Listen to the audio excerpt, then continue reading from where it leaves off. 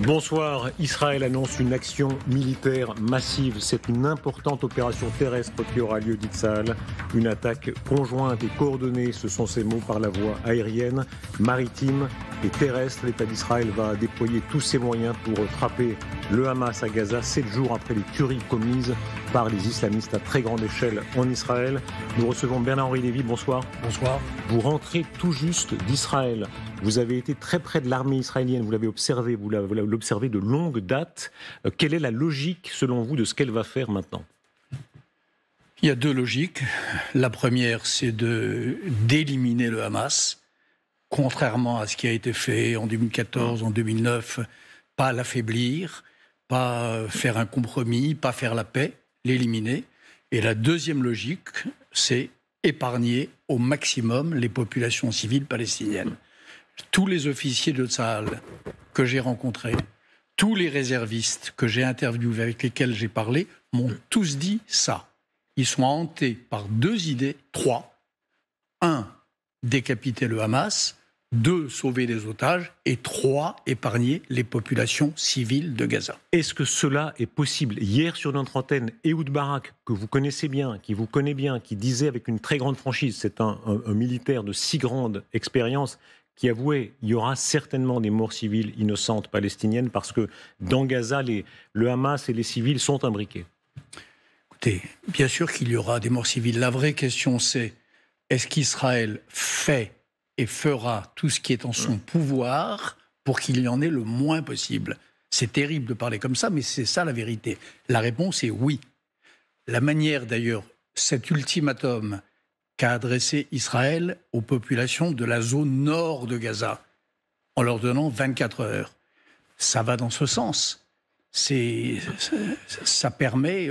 J'ai rarement vu, en général, quand une armée s'apprête à frapper, elle ne prévient pas, elle ne frappe pas à la porte. Quand les Alliés, vous savez, pendant la Seconde Guerre mondiale, ont frappé des villes normandes, ont frappé Hambourg, ont frappé Dresde, ils ne prévenaient pas. Là, l'armée israélienne prévient. Elle donne 24 heures. Et par parenthèse, l'ONU, qui décrète que c'est impossible et que ce serait une tragédie, enfin, de qui est-ce qu'on se moque ? La pire tragédie, c'est qu'en effet, ces femmes, ces hommes, ces enfants restent pris en otage par le Hamas au moment où l'armée israélienne frappera le Hamas. C'est ça la tragédie. On mesure ce soir le nombre de Françaises et de Français qui meurent dans cette guerre que l'islamisme fait à tant de gens. Ce sont les 17 morts. On est maintenant à 17 morts français en Israël. Évidemment, l'enseignant poignardé à mort par un islamiste hier à Arras. Et puis 15 disparus français. Est-ce que ça en fait d'autant plus notre guerre ? Oui. Il y a, parmi les 150 ou peut-être un peu plus otages qui sont retenus dans les souterrains de Gaza, il y a probablement des citoyens de 20, 25 ou 30 nationalités. Donc ces 30 pays-là sont concernés. Et je peux vous dire d'ailleurs qu'à l'heure où nous parlons, ce n'est pas juste Israël qui est à la manœuvre. Israël est en contact permanent avec les chefs d'État ou avec les renseignements des 20, 25 ou 30 pays en question. Vous avez 30 pays aujourd'hui qui se concertent pour savoir quelle est la meilleure manière de sauver ces otages et d'éliminer les preneurs d'otages. Aujourd'hui, les Américains, parmi ces pays, sont extrêmement actifs. Il y a le porte-avions qui est en train de se rapprocher, le Ford. Il y a le porte-avions Eisenhower qui va se rapprocher. Quel sera le rôle ? Quel est le sens pour vous quand l'armée américaine envoie ses porte-avions ? Ça ajoute du sens évidemment à ce qui se passe. Oui, il y a un premier sens, c'est probablement cette question des otages. Les Américains se préparent à recueillir et peut-être à contribuer, et certainement à contribuer au sauvetage de leurs otages, mais ça veut dire aussi qu'ils ont compris que ce qui se joue là a une portée mondiale. C'est comme Daesh. Daesh, ce n'était pas une affaire irakienne.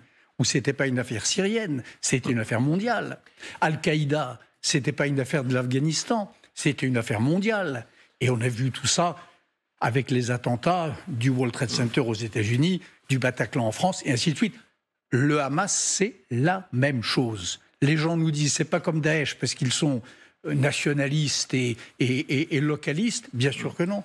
Et d'ailleurs, l'appel qu'ils ont lancé, que le Hamas a lancé avant-hier, à une journée mondiale du djihad, et qui a eu pour résultat en France le meurtre de ce professeur apparemment magnifique, c'en est bien la preuve. L'action du Hamas, son rayon d'action, n'est pas... Il se moque d'ailleurs éperdument, en vérité. C'est même pas que ça n'est pas limité à Gaza, c'est qu'il se moque du sort de Gaza. Il se moque de la cause palestinienne. Nous reviendrons dans un instant au Hamas, au danger qu'il représente. Si on reste quelques instants à ces événements majeurs qui sont en train de se développer sous nos yeux là, l'offensive militaire israélienne qui se précise, écoutez, Benjamin Netanyahou, le Premier ministre, s'est rendu auprès des hommes prêts au combat. Vous êtes prêts pour la suite? La suite va venir. Êtes-vous prêts pour la suite?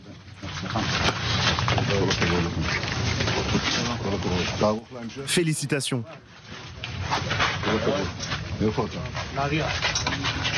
Nous sommes tous des habitants du pourtour de Gaza. Ça s'appellera la bande de la Renaissance. Ça s'appellera désormais comme ça. Alors, Inévi, on ne va pas entrer dans le détail de la politique israélienne, mais cet homme, Benjamin Netanyahou, qui a un si grand passé en Israël, dont le frère a été un héros, qui a été en quelque sorte humilié par ce qui s'est passé. Beaucoup d'Israéliens pensent qu'il a gravement failli. C'est lui qui va conduire des opérations? Pour l'instant, il est en effet le chef du gouvernement, mais c'est un gouvernement d'union nationale. J'ai dit il y a quelques jours, la veille de son entrée au gouvernement avec Benny Gantz, chef de l'opposition, il est aujourd'hui à ses côtés. Vous avez des généraux qui mènent cette contre-attaque, cette riposte, aux côtés et sous les ordres de Netanyahou. Ce sont des généraux de toute tendance. Aujourd'hui, ce qui domine en Israël, c'est un esprit d'union nationale, un sursaut patriotique et démocratique.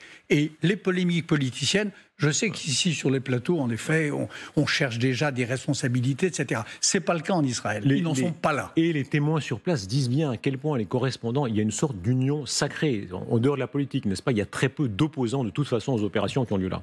C'est une vraie union sacrée pour la cause sacrée qui est d'empêcher la destruction d'Israël ou de mettre hors d'état de nuire ceux qui la veulent et qui y œuvrent, et de sauver les otages. Voilà, sauver les otages, sauver chaque vie pour tout démocrate, et en particulier en Israël, c'est une tâche sacrée. Donc il y a union sacrée pour ce devoir sacré qui est de sauver les otages. Écoutez, il y a quelques jours, c'était les soldats, il y a beaucoup de réservistes, il y a 360 000, bientôt 380 000 réservistes, ce sont des chiffres très importants qui sont en train de se jouer. Ils chantaient Hatikva, l'hymne national israélien, et on mesure dans ce genre de situation à quel point dans ce pays de 10 millions d'habitants, évidemment beaucoup de gens se connaissent, écoutez.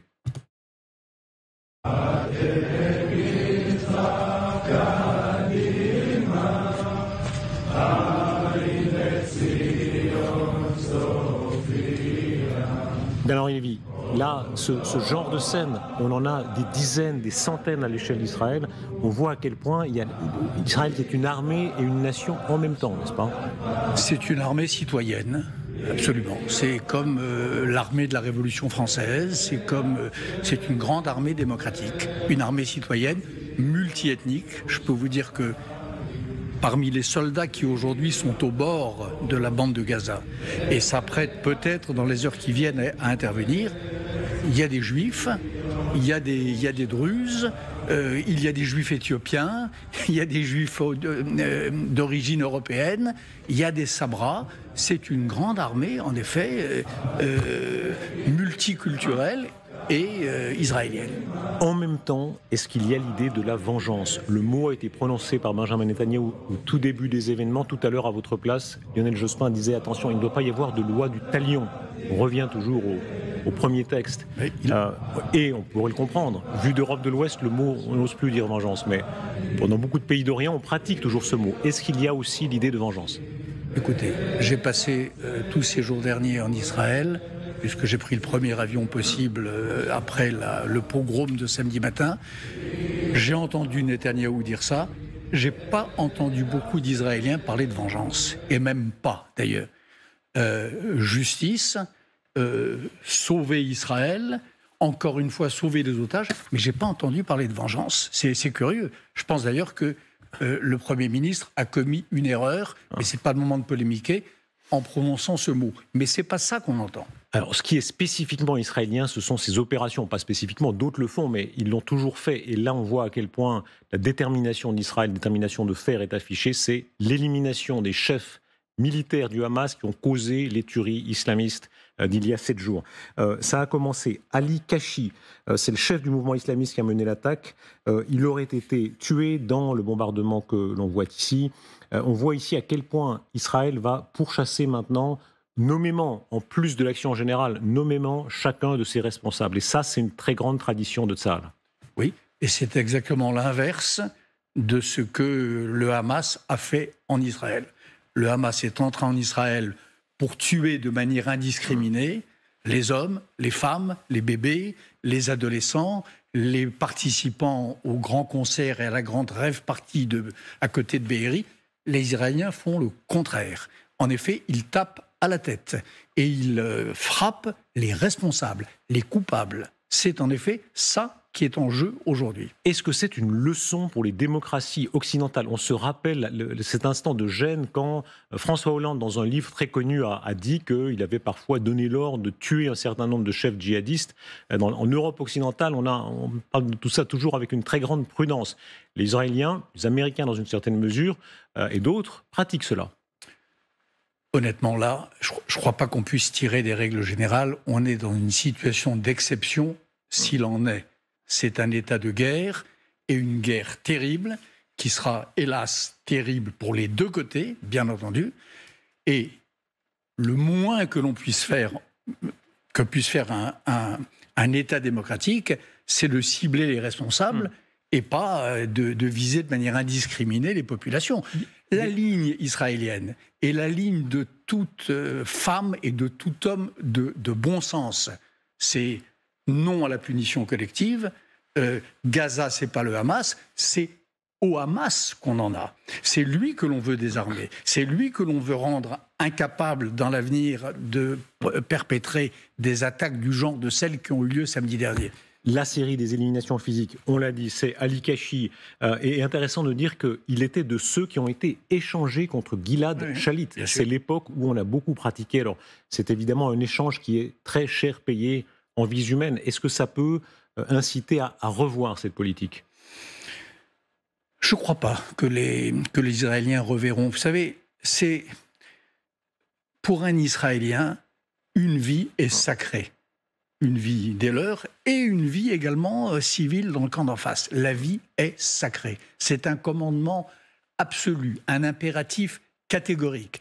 Et même d'ailleurs, quand une vie est foudroyée, vous savez, il y a quelques jours, je suis entré dans le kibboutz de Kfar Aza, qui a été le théâtre de ce martyre innommable. Et je suis entré avec une ONG qui s'appelle Zaka, et dont la tâche terrible est d'aller sur le terrain des catastrophes, mais là, des massacres, ramasser les débris humains pour donner aux humains victimes de l'attaque et de l'attentat une sépulture digne de ce nom, pour les remembrer. Ça, c'est Israël. Zaka, cette ONG, il y a aussi des unités de l'armée qui font le même travail, considère que c'est un devoir sacré de prendre soin, bien sûr, des vivants, mais aussi des morts, singulièrement, un à un. Aujourd'hui donc, cette chaîne de responsables militaires du Hamas qui sont tués, Ali Kashi, Abou Mourad, il y en a un qui n'est pas encore tué, on ne sait pas très bien où il se trouve, Mohamed Deif, il est parmi les plus dangereux des terroristes islamistes qui soient au monde, il a 58 ans, il est amputé des jambes et borgne, il a commis un certain nombre d'attentats, certains qui visiblement l'ont en partie handicapé lui-même. Tous ces gens sont d'une extrême dangerosité. Est-ce que ça va plus haut quand on voit Haniyeh? Lui, c'est le chef politique. Il y a cette image terrible où ils se prosternaient devant la télévision pour remercier Allah dans leur logique au moment où ils ont fait tuer tant d'innocents. Est-ce qu'on a sous-estimé même tous ces mouvements? Il n'y a pas que le Hamas, n'est-ce pas? Il y a beaucoup de mouvements islamistes dans le monde dont on a dit qu'ils sont fréquentables ou en tout cas utilisables. À Gaza, il y en a 3. Il y a le Hamas, il y a le djihad islamique et il y a le FPLP. Et moi, l'image encore plus terrible que j'ai en tête à propos de M. Ismaël Haniyeh, c'est l'image de lui, que j'imagine en tout cas, vivant dans l'opulence et le luxe au Qatar. Il envoie en première ligne, il envoie se commettre des actes immondes, dignes des nazis, des escadrons de la mort, mais lui, il est confortablement installé dans sa villa du Qatar, devant sa télévision ou autre chose. C'est ça qui est aussi terriblement choquant. Et lui aussi, M. Agnier, qui prétend... Alors on nous raconte qu'il y a la branche politique et la branche militaire, et, que les deux ne sont pas informés nécessairement de ce que l'autre décide. Je crois que tout ça est une farce, que le chef politique du Hamas, M. Agnier, était parfaitement informé de ce qui se passait, a pris les décisions, et il devra lui aussi rendre compte de ses décisions et des actes des escadrons de la mort qu'il a envoyés à l'action. Écoutons qui est cet homme, le langage de haine qu'il tient et le but du Hamas, qui est la destruction d'Israël. Il faut toujours rappeler, il y a eu dans l'histoire beaucoup de combattants palestiniens très honorables qui, évidemment, la violence a été dans tous les camps, mais on ne parle pas de ça ici. On parle d'un mouvement de haine et de destruction totale. Écoutez-le. J'appelle tous les enfants de la communauté musulmane, quelle que soit leur situation géographique et l'endroit où ils sont, à s'engager, chacun à sa manière dans cette bataille. Notre objectif est clair. Nous voulons libérer notre terre, nos lieux saints, notre mosquée Al-Aqsa et nos prisonniers.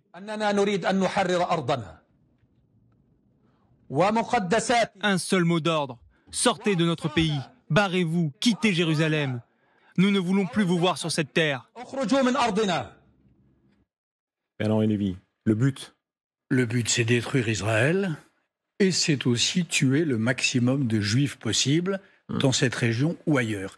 Et ce qui est certain, je vous le disais tout à l'heure en commençant, c'est que s'il y a bien un but qui est étranger à cet homme, c'est la cause palestinienne. La cause palestinienne, un État palestinien, la justice pour les Palestiniens, les dirigeants du Hamas, à commencer par Ismaël Haniyeh, s'en moquent éperdument. C'est pas leur affaire. Et cependant, que faire avec cette réalité? Beaucoup de journalistes d'envoyés spéciaux le sentent, le répercutent, que pour beaucoup de jeunes Palestiniens, ça, c'est la vocation qui les tente. Ça n'est plus la vieille méthode de faire de la politique ou du combat, comme c'était le cas à l'époque d'Arafat. Non, non. Les vocations, il y a beaucoup de vocations qui sont créées par ces gens-là. Preuve en est. J'en suis pas si sûr. Vous savez, il y a 1 an ou 1 an et demi, 1 an peut-être, il y a eu à Gaza des manifestations, des révoltes de la faim, des révoltes contre la vie chère, des révoltes contre la répression qui ont eu lieu dans les rues de Gaza. Durement réprimées par le Hamas. Atrocement réprimées. Et dont on n'a pas beaucoup parlé dans la presse européenne et française. Mais ça existe. Alors après, c'est vrai qu'on ne peut pas demander à une population qui est tenue sous la botte, qu'on punit en brûlant vif ses protestataires et ses dissidents, on ne peut pas lui demander d'être courageuse à notre place. Mais je ne suis pas aussi sûr que vous que le Hamas soit si populaire que cela encore aujourd'hui. Mais est-ce que vous comprenez, le mot est mal choisi, c'est très difficile de trouver le bon verbe, mais comment se mettre à la place d'un jeune Palestinien ou d'un moins jeune? 48, la fondation de l'État d'Israël. Il y a encore des gens qui sont vivants, qui sont des réfugiés palestiniens qui se trouvent au Liban ou ailleurs à Gaza, etc., qui a vu que ça ne marchait pas, ni dans les années 50, 60, 70, etc., que la paix, la guerre, rien n'a marché.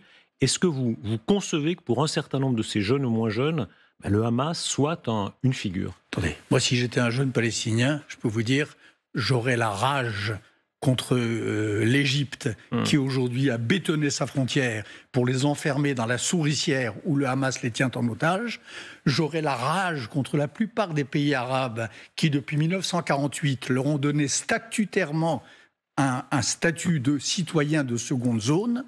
J'aurais la rage contre tous ces soi-disant amis de la cause palestinienne qui les ont, dans le pire des cas, envoyés au casse-pipe et qui, dans le meilleur des cas, les ont allègrement sacrifiés.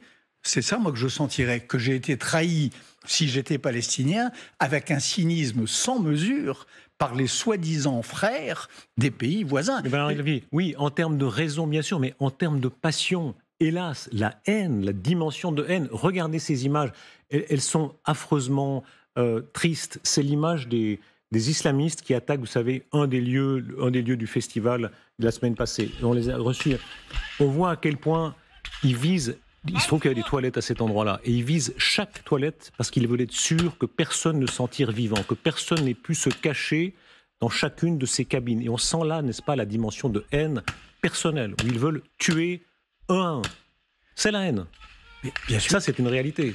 C'est Daesh, c'est Al-Qaïda, c'est les talibans, c'est la même internationale d'assassins et de gangsters. Mais ce ne sont pas seulement des chefs, ce ne sont pas seulement ceux qu'on a vus tout à l'heure. Ce sont beaucoup, visiblement, de jeunes Gazaouis qui se sentent plus entraînés par ça que par les vieux systèmes.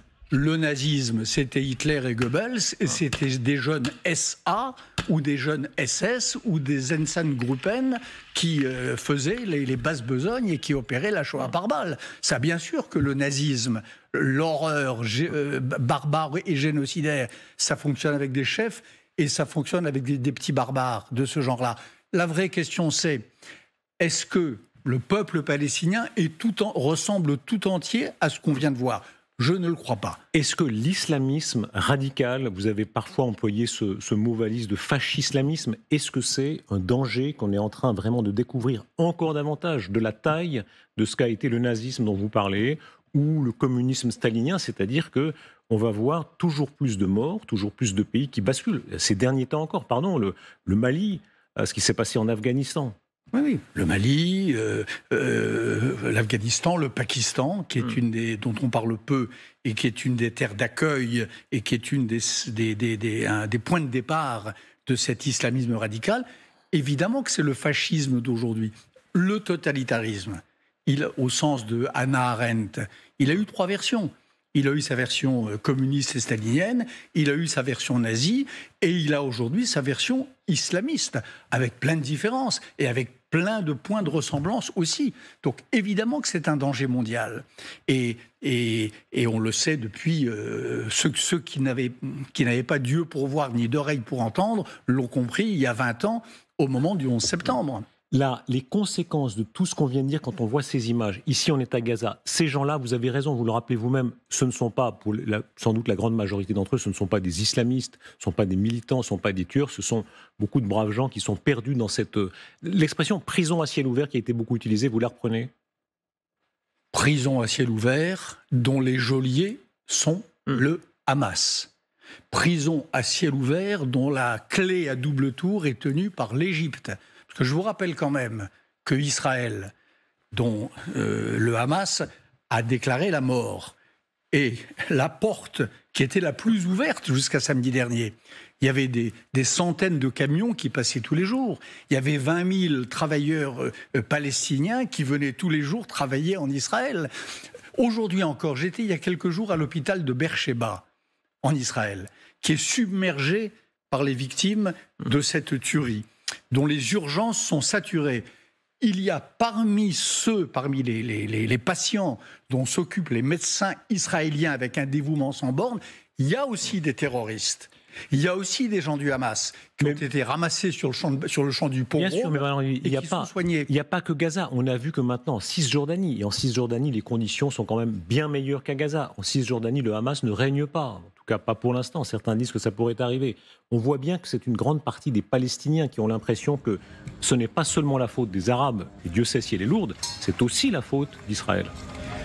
Il y a aujourd'hui, on parle beaucoup de guerre de civilisation, il y a une guerre de civilisation à l'intérieur du peuple palestinien, entre les aveugles, qui en effet ne voient que la main d'Israël derrière les malheurs qui les accablent, et puis vous avez les démocrates palestiniens qui savent très bien, eux, qu'ils ont intérêt à la paix, qu'ils ont intérêt à l'entente avec Israël et qu'ils ont intérêt à se débarrasser une fois pour toutes de cette hypocrisie des peuples frères. Est-ce que nous sommes dans une guerre de civilisation ?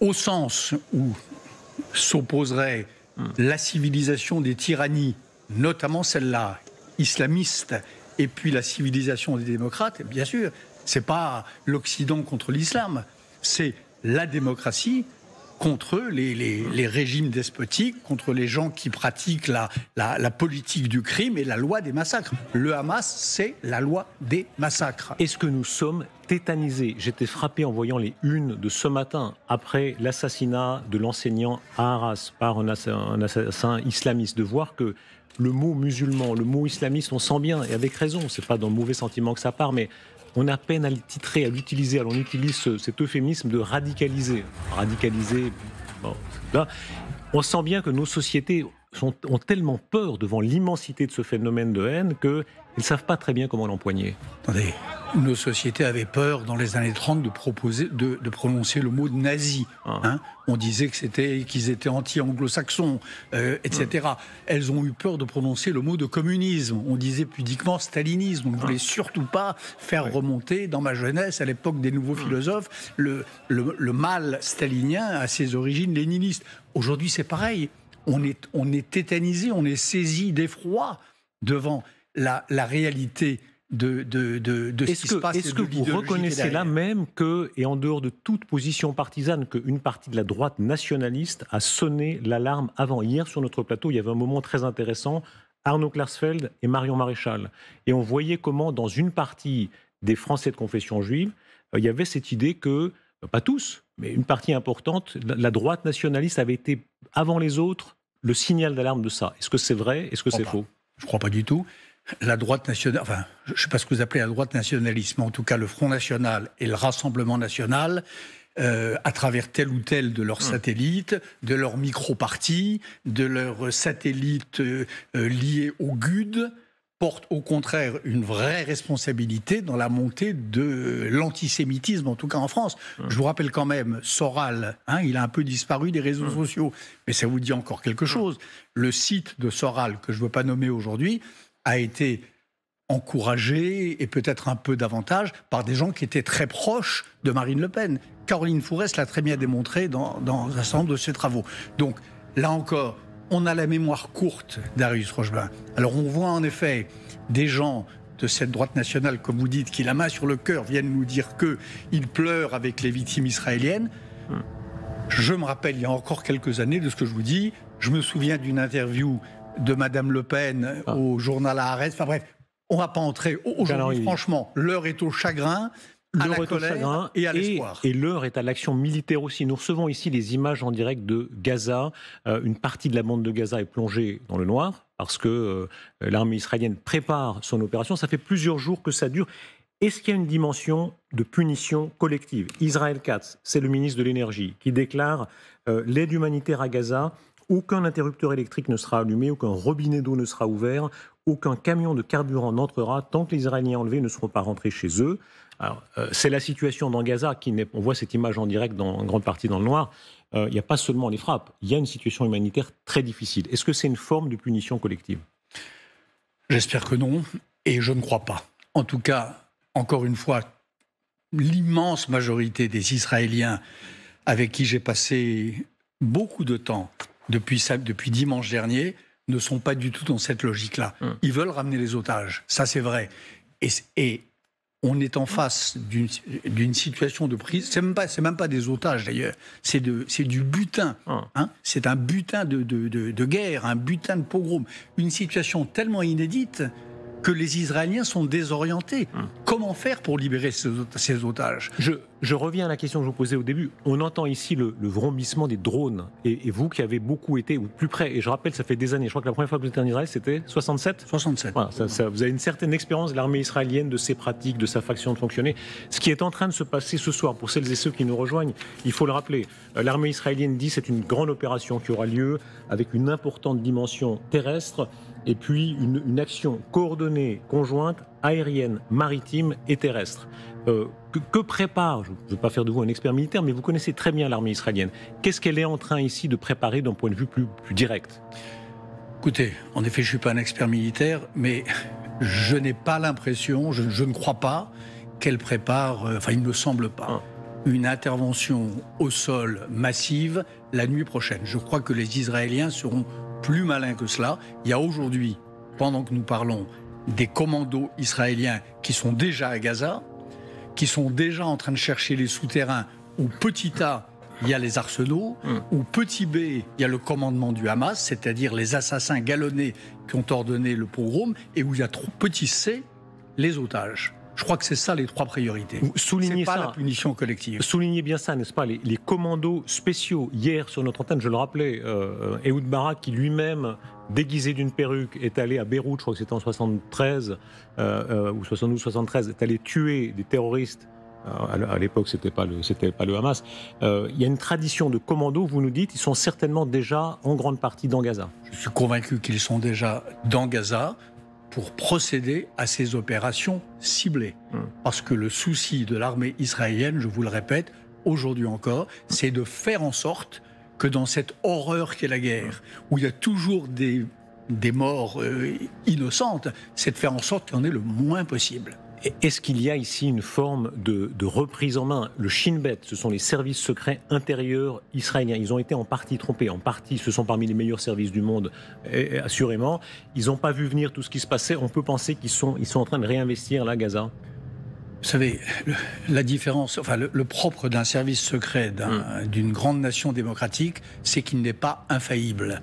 Israël est une grande démocratie, donc ces services secrets sont faillibles. Voilà, ils ne sont pas omnipotents, ils espionnent pas la terre et les airs en permanence.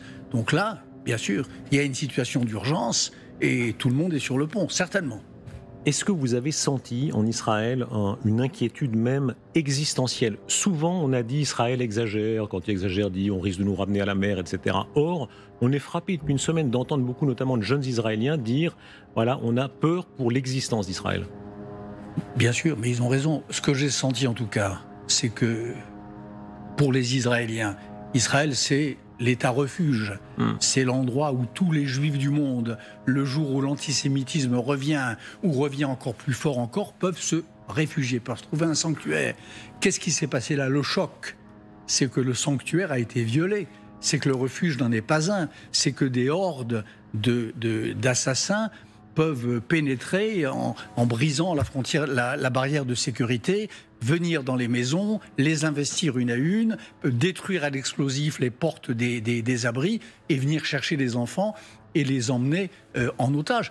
Les Israéliens ont découvert ça. Donc bien sûr qu'aujourd'hui, il y a ce sentiment d'une menace existentielle. Et quand vous additionnez le Hezbollah, qui compte les points et qui est en train de tester la capacité de résistance d'Israël, les gens de Cisjordanie, qui eux aussi pavoisent de temps en temps dans les rues, mais pas encore trop, parce qu'eux aussi sont à l'affût de la force d'Israël ou non. Quand vous additionnez tout ça, ça fait beaucoup de fronts.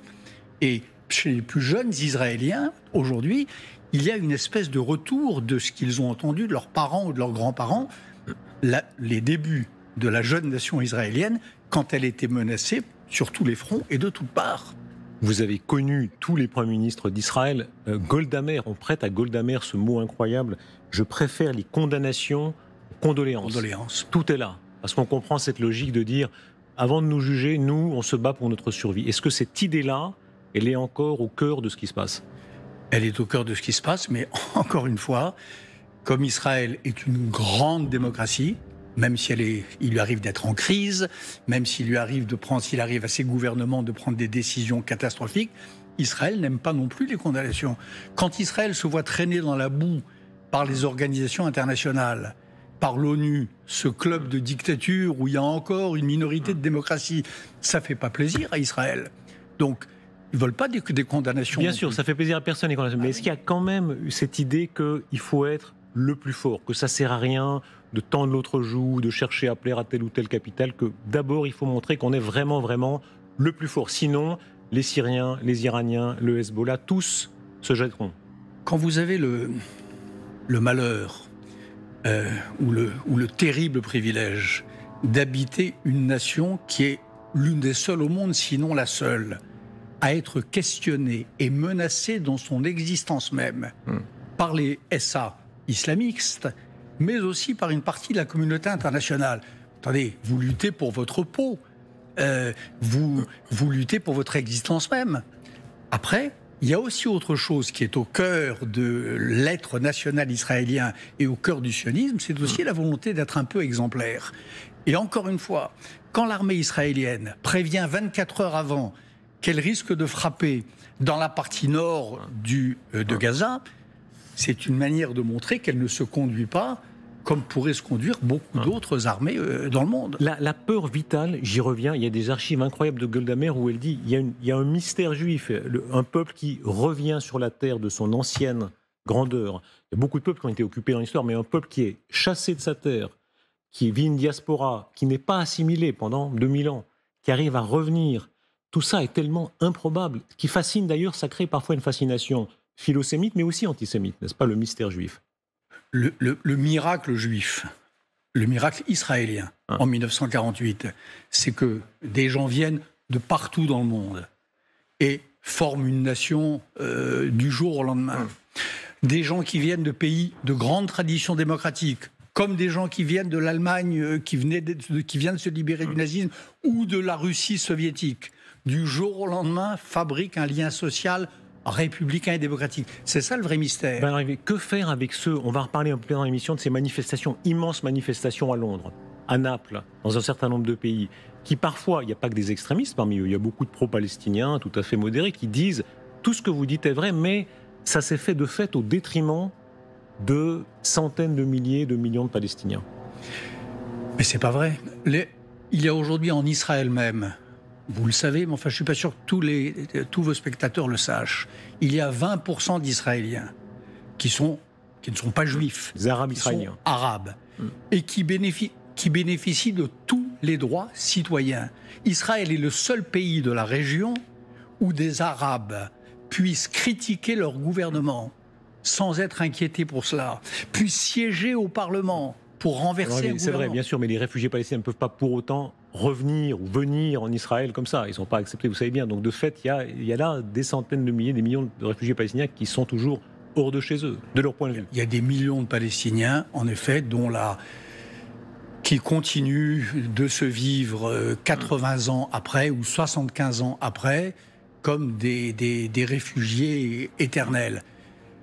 À cela, en effet, il est important de faire entendre que le temps de la paix est venu, le temps de la coexistence. Il est temps de leur faire entendre qu'un enfant palestinien et un enfant juif, c'est aussi important, et qu'il est possible de fabriquer, à travers ces quelques peuples, une vraie paix et une vraie prospérité. Moi, je me rappelle quand Israël a quitté Gaza, parce que là encore, il ne faut pas oublier que Gaza est un morceau de la terre palestinienne où il n'y a plus un Israélien depuis 18 ans. Ça fait 18 ans qu'il n'y a pas de colonie, qu'il n'y a pas de présence israélienne ni juive. Bien. Nous avions le rêve, moi et beaucoup d'autres, d'un Gaza et d'une Cisjordanie qui, avec Israël, fabriquerait c'était le rêve de Shimon Peres, par exemple, de fabriquer une zone de paix, de prospérité, exemplaire dans le Proche-Orient. Est-ce que tout ça existe encore, ou est-ce qu'au fond, aujourd'hui, pour dire les choses très brutalement, c'est le plus fort l'emportera? Il y a des moments dans l'histoire, quand on joue sa survie, où il faut gagner. Et en effet, Israël, aujourd'hui, c'est son problème. C'est le problème auquel Israël est confronté. On va revenir à cet Israël doit gagner. On va revenir à cet aspect guerrier. Vous allez nous rejoindre, s'il vous plaît, Michael Prazan, pour parler aussi de ce qui se passe à Gaza. Pendant que vous installez, un mot plus vraiment sur la vision du monde qui est celle du peuple juif, puisqu'on a traversé des siècles dans certaines de vos réflexions. Il y a dans les textes sacrés ce moment extraordinaire quand Jacob combat avec l'ange, n'est-ce pas, qui est une des figures d'Israël qui défie même Dieu. C'est très particulier, il y a peu de peuples qui défient même leur Dieu, n'est-ce pas? Cette idée qu'il faut se battre, qu'il n'y a que la bataille qui fait qu'on gagne à la fin. Non, il n'y a pas que, d'abord, défier Dieu, ou travailler avec lui, ou coopérer avec lui, ou l'aider à réparer la création, c'est ça la vraie croyance juive. Et d'autre part, il n'y a pas que la bataille, il y a la sagesse, il y a l'esprit, il y a l'intelligence. Moi, les Juifs, les Israéliens que je connais, de droite et de gauche, laïcs ou orthodoxes, ce sont des gens qui pensent que plus important encore que la force, il y a l'esprit et l'intelligence. Ben alors, merci beaucoup. Restez un instant avec nous, s'il vous plaît. On va revenir très directement. Bonsoir, mais par exemple, merci beaucoup.